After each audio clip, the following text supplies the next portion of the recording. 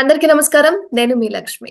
ప్రస్తుతానికి కుంభమేళ ప్రయాణం అద్భుతంగా సాగుతుంది. అలాగే ఇప్పటివరకు మనం 3 స్నానాలైతే కంప్లీట్ చేసుకున్నాం. ఇక నాలుగో స్నానానికి సంబంధించి, అలాగే కుంభమేళకు సంబంధించి పూర్తి వివరాలన్నీ తెలిసిన వ్యక్తి హిమాలయ తపస్వి శ్రీ శ్రీ ప్రభాకర్ యోగి బాబాజీ గారు నాతో పాటుగా ఉన్నారు. నమస్కారం బాబాజీ. నమస్తే అమ్మ. బాబాజీ గారు, కుంభమేళకు సంబంధించి ఏ విధంగా జరుగుతుంది? ఎన్నో పరిణామాలు చోటు చేసుకుంటున్నాయి అక్కడ. తెలియని వ్యక్తుల పరిచయాలు జరుగుతున్నాయి. ఈవెన్ స్నానాలు అనేవి కంప్లీట్ అవుతున్నాయి. మీరు ఎక్కడున్నారు బాబాజీ ప్రస్తుతం? నేను చుట్టూ ప్రస్తుతం అడవులు ఉన్నాయి. ఇక్కడ అడవుల్లో సాధన చేస్తూ ఉన్నాం.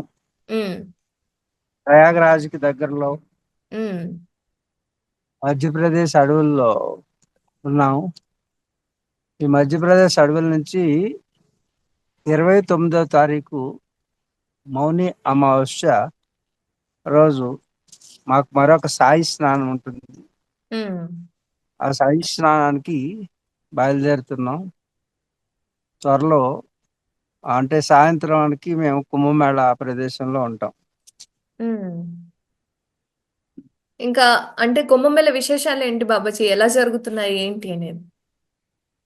అంతా బాగా జరుగుతుందమ్మా. కుంభమేళ అనేది ప్రపంచవ్యాప్తంగా అనేక మంది ఉమ్, వస్తున్నారు, పుణ్యస్నానాలు ఆచరిస్తున్నారు. గంగా యమున సరస్వతి త్రివేణి సంగమంలో చక్కగా ప్రపంచవ్యాప్తంగా ఉన్నటువంటి అనేక మంది ఈ పుణ్యస్నానాన్ని, అమృత స్నానాన్ని అందుకుంటున్నారు. అవును. అనేక జన్మల నుంచి వచ్చేటువంటి పాప నివృత్తి కోసమని వారు వస్తున్నారు. అంతేకాకుండా జ్ఞాన విజ్ఞానాన్ని తెలుసుకునేటువంటి అవకాశం ఈ యొక్క కుంభమేళా ద్వారా కలుగుతుంది. ఉమ్. అలాగే. పాపం పుణ్యం అంటే ఏమి కాదు. మనం బుద్ధి వికాసం జరిగితే మన కర్మాచరణ చక్కగా ఉంటుంది. ఉమ్, ఈ బుద్ధి వికాసం చెందాలంటే అనేక మంది అనేక ప్రాంతాల నుంచి వచ్చేటువంటి వారి అనుభవాలని కూడా మనం షేర్ చేసుకుని ఒకరికొకళ్ళు మన జ్ఞాన విజ్ఞానాన్ని పెంపొందించుకుంటూ, అలాగే గంగా యమున సరస్వతి అంటే భౌతిక రూపాన్ని మనం చూస్తున్నాం. ఈ గంగ భౌతికంగా కనపడేది కాకుండా మనకి సాకార రూపంలో గంగకి ఒక రూపాన్ని కల్పన చేసుకున్నాం మనం.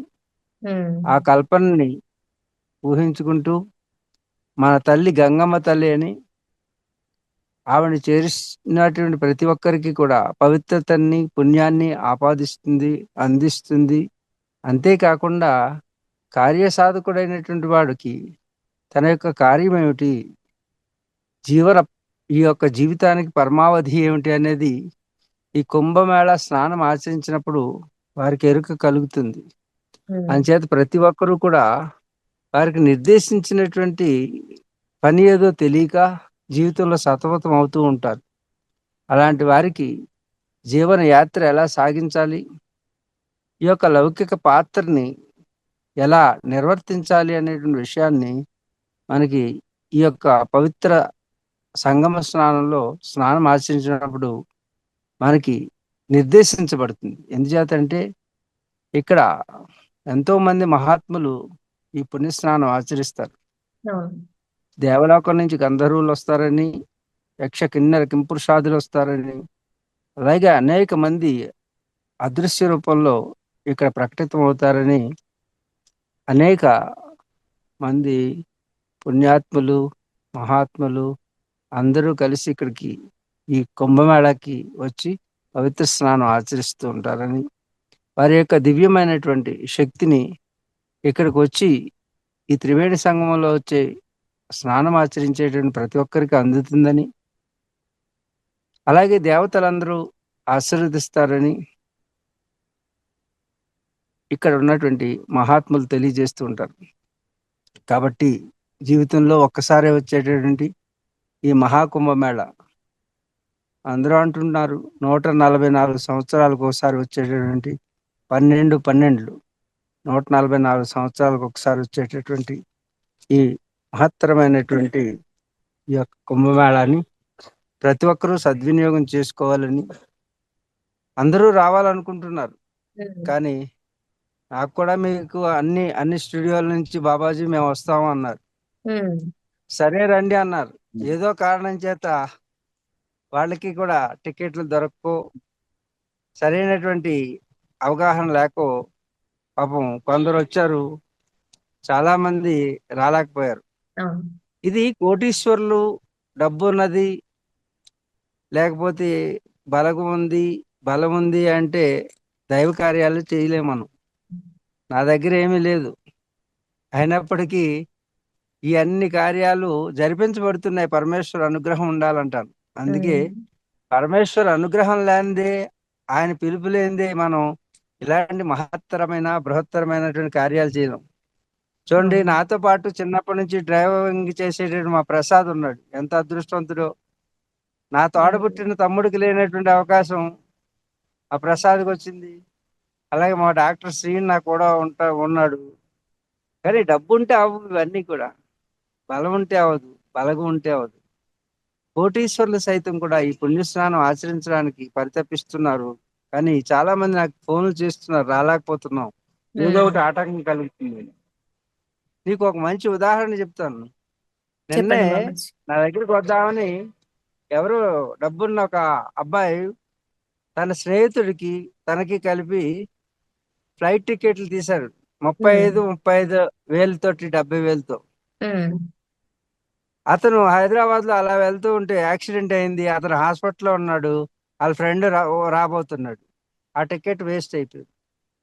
అంటే చూడు, ఎవరైతే టికెట్ తీసాడో అతను ఇక్కడికి రాలేకపోతున్నాడు. వాళ్ళ ఫ్రెండ్ రానంటే వాడికి నువ్వు నాకు తోడు రావాల్సిందే అని తీశాడు. అతను అర్హుడయ్యాడు. ఈ విధంగా కుంభమేళాలో చాలా విచిత్రాలు జరుగుతుంటాయి. ఉమ్. అంతేకాదు, కుంభమేళా కంటే కొందరికి ప్రాధాన్యత ఎక్కువ వచ్చింది. దాంట్లో అవును. ఐఐటి బాబా అని మీరు చూసే ఉంటారు. అవును. ఐఐటి బాబా చెప్పే విషయాలన్నీ కూడా చాలా అద్భుతమైనటువంటి విషయాలుగా, నేను చెప్పే విషయాలకు దగ్గరగా ఉంటాయి. మీరు చూస్తుంటారు. అవును. నేను చాలా విషయాలు చెప్తాను జామెట్రికల్ గా, ఈ యొక్క శాస్త్రాల గురించి, అన్ని విధాలా ఆలోచించి చెప్తారు. అవన్నీ కూడా అతను కూడా మేమిద్దరం కలవడం జరిగింది, చర్చించుకోవడం జరిగింది. ఉమ్, ఐఐటి ఐఐటి అంటే ఐటి, ఐ అంటే కన్ను, ఇన్ఫర్మేషన్ తో వచ్చినటువంటి ఒక అమ్మాయిని కూడా చూసుంటారు, కళ్ళు. అవును. మోనాలిసా. ఐఐటి. ఈ వీళ్ళిద్దరూ కూడా ఇదిగో ఈ దండ ఇచ్చింది నాకు ఉమ్, ఆ అమ్మాయి. ఉహు, ఈ మాల బాబాజీ అని ఈ మాల ఇచ్చింది.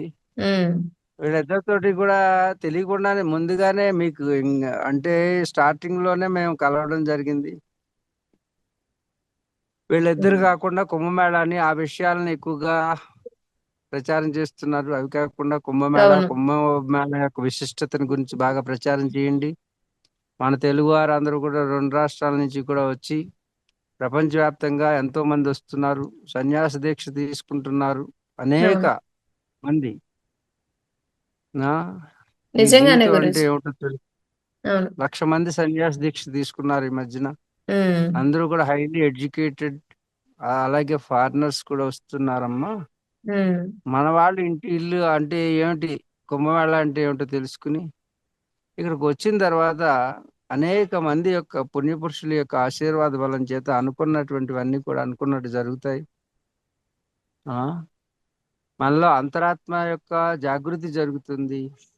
తదనంతరం పరమాత్మ యొక్క శక్తిని పొందేటువంటి అవకాశం ఉంటుంది. కాబట్టి ప్రతి ఒక్కరూ కూడా కుంభమేళాకి రావడానికి ప్రయత్నం చేయండి.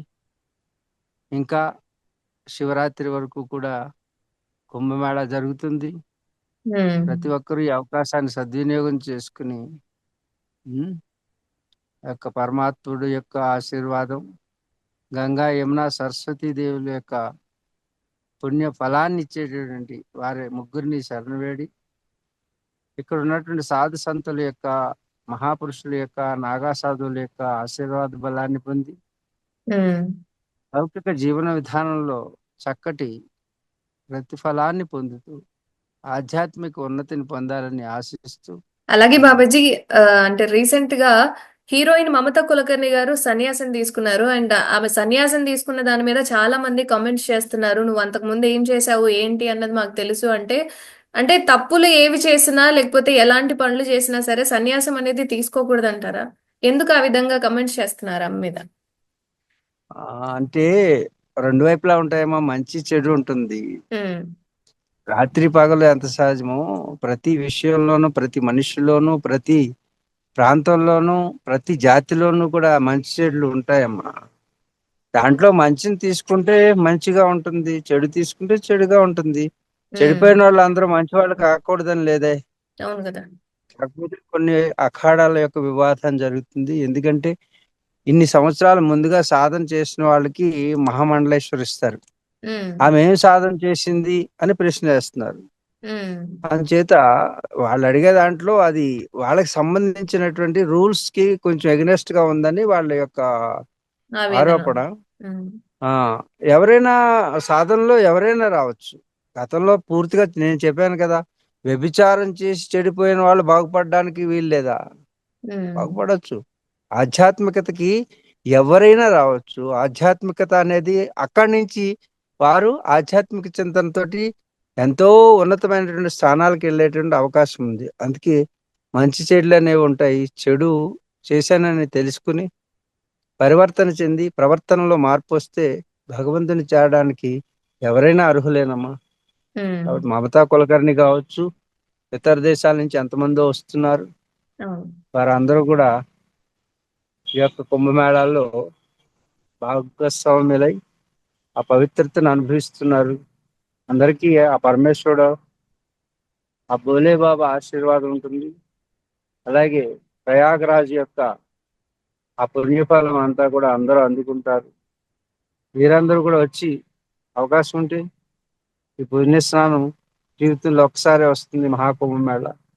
కాబట్టి మీరు అందరూ కూడా, అలాగే ప్రజలందరూ కూడా వచ్చి ఈ ఆశీర్వాదాన్ని పొందాలని, అందరికీ మేలు జరగాలని, ఆ యొక్క మానవ జీవితానికి పరమ లక్ష్యమైనటువంటి మోక్షాన్ని పొందడానికి అవరోధంగా నిలిచేది మనం చేసినటువంటి కర్మ. యజ్ఞార్థాత్ కర్మణోన్యత్ర లోకోయం కర్మబంధన.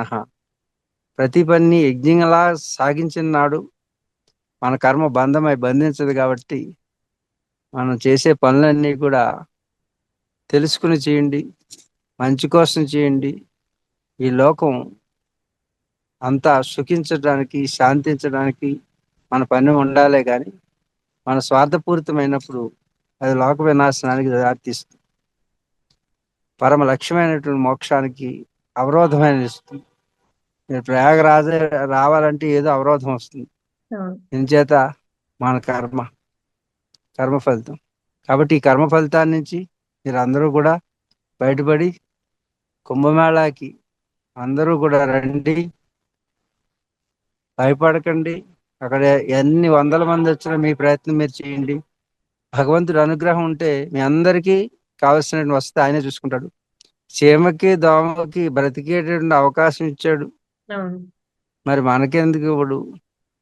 కాబట్టి మనందరం కూడా హాయిగా ఆనందంగా బ్రతకడానికి ఇలాంటి పుణ్యక్షేత్రాలు తీర్థయాత్రలు చేసినప్పుడు కర్మ బంధమై బంధించదు, హాయిగా ఆనందాన్ని అందిస్తుంది అని ఆశిస్తూ ప్రత్యక్ష నారాయణ అయినటువంటి సూర్య భగవాన్ని అర్థిస్తూ ప్రార్థిస్తూ సెలవు.